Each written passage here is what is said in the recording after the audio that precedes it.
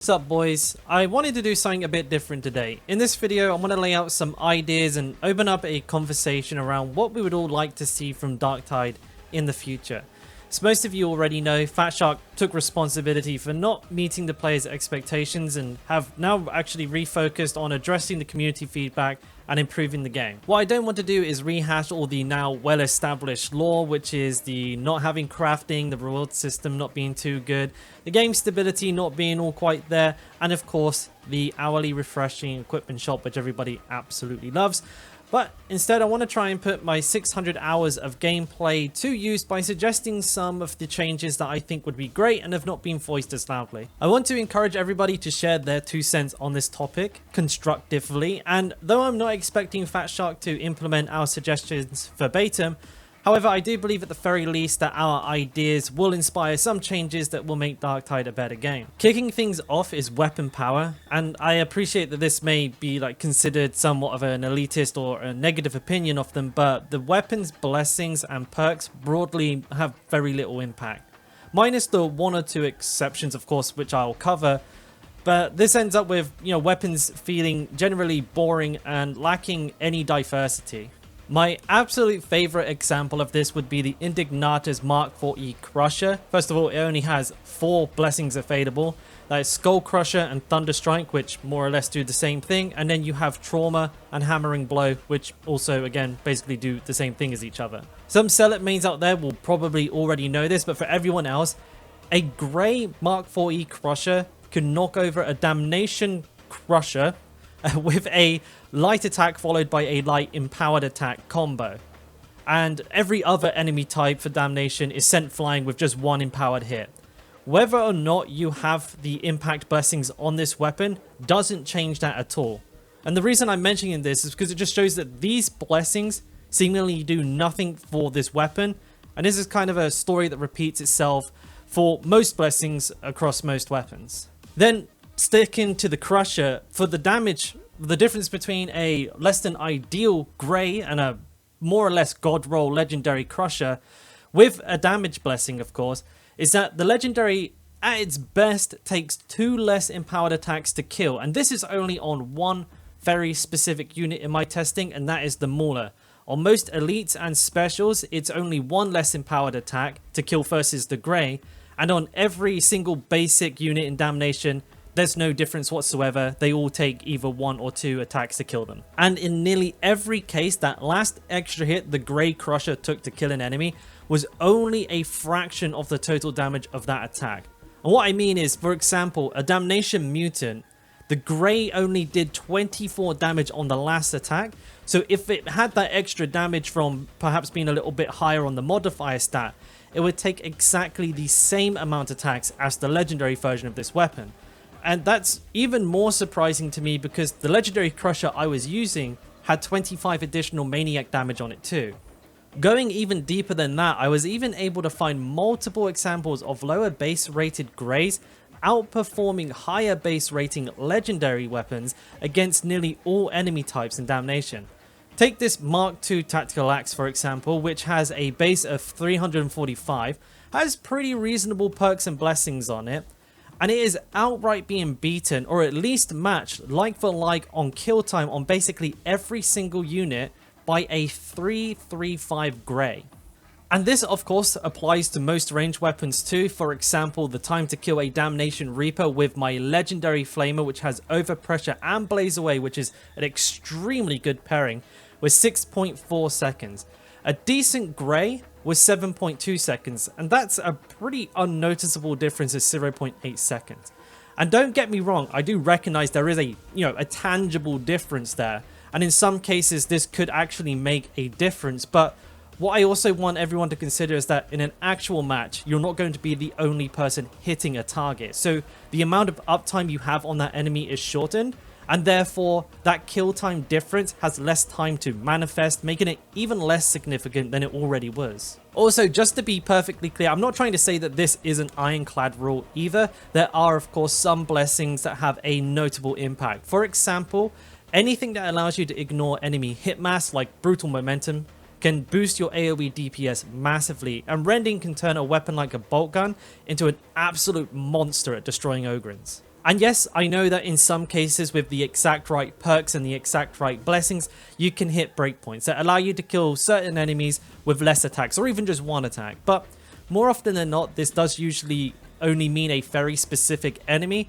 and it's often at the expense of how quickly you kill everything else.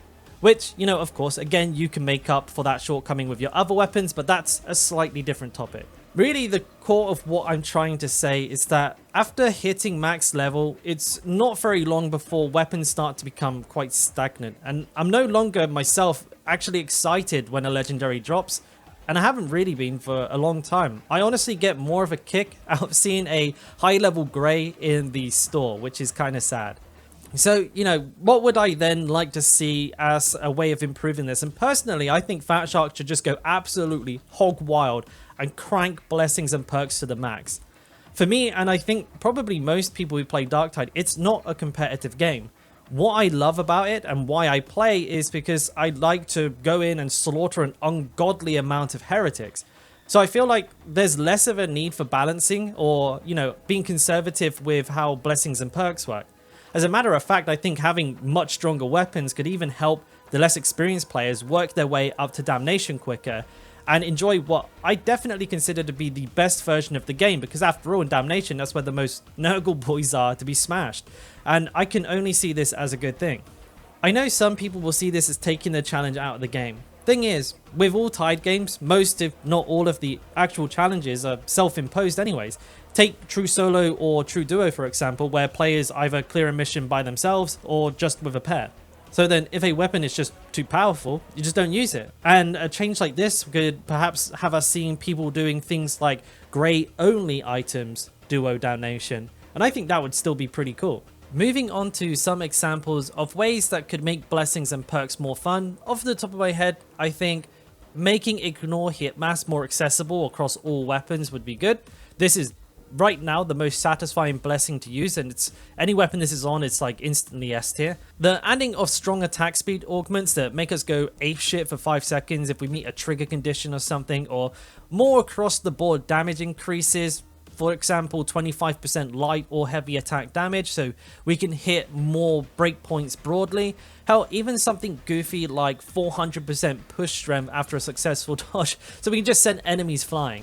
Now, obviously, I'm no game designer, and perhaps some of these suggestions might be game breaking in ways my rodent brain just can't comprehend. But at the very least, I think my general point is getting across, I hope, that most blessings don't add much flavor, and the introduction of something juiced up could be, you know, really fun and refreshing additions to the game. And actually, while we're talking about weapons, I would even be down for named weapons.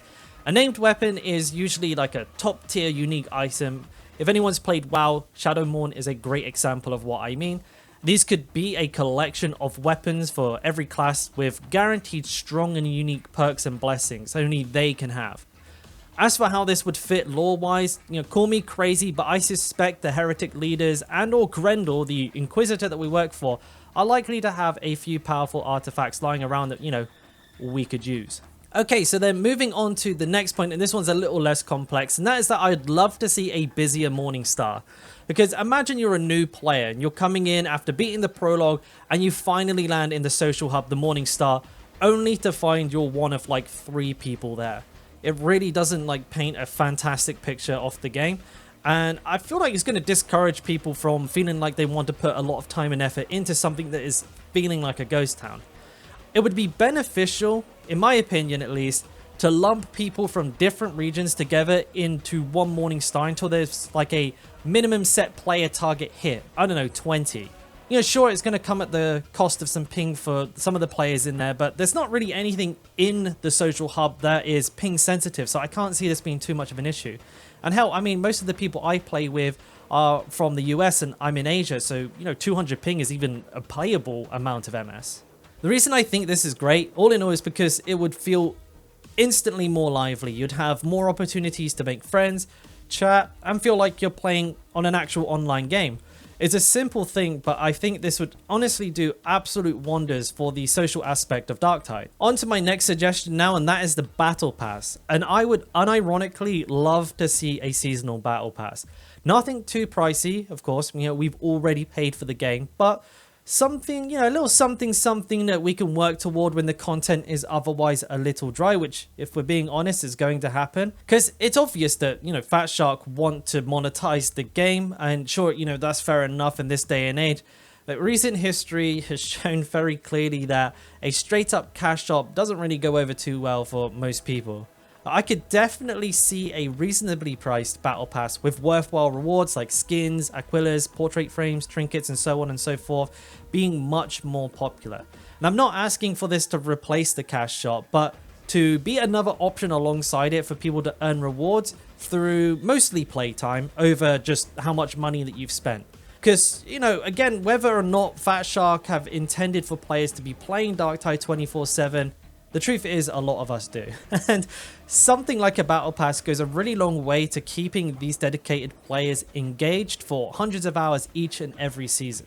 And finally, I would absolutely love to see weekly challenge missions, or something akin to a raid in an MMO, a much more difficult, normal mission with a much higher reward to boot. Now, for all I know, this might actually already be in the game, because there are these things called flash missions which we are yet to see, and I just have a small suspicion perhaps there's something like this. But just in case, I still want to go over this, because you cannot go wrong with providing players an excuse to get excited and log in every week at reset for this really cool content. It's a tried and tested system that people clearly enjoy, and I would absolutely love to see some larger scale boss encounters in Darktide, because the list of possible interesting enemies we could face is basically endless. It's a really exciting idea, and I really hope we see at least some iteration of it in Darktide for the future. For the rewards, they could probably just be a stash of high-rated legendaries, crafting materials, melt coins, whatever they're supposed to be called, or, all of the above, actually, because it's important to make this worth repeating. The last thing that devs want, and even the players want, is for this to be a one-and-done encounter. So, yeah, those rewards have got to be dialed in. And though, all of this is asking for a lot, and of course, any change, even the small ones, will probably take longer than all of us would like to implement, I still hope that Fat Shark see and understand players' pain points with the game pass, the whole crafting is not complete noise, and manages to turn Darktide around. I think a lot of these changes will go a long way to making that happen. I absolutely love getting lost in the games that I enjoy, and I really enjoy Darktide at the moment, and it's, I just want more reasons to keep on playing it like an absolute madman.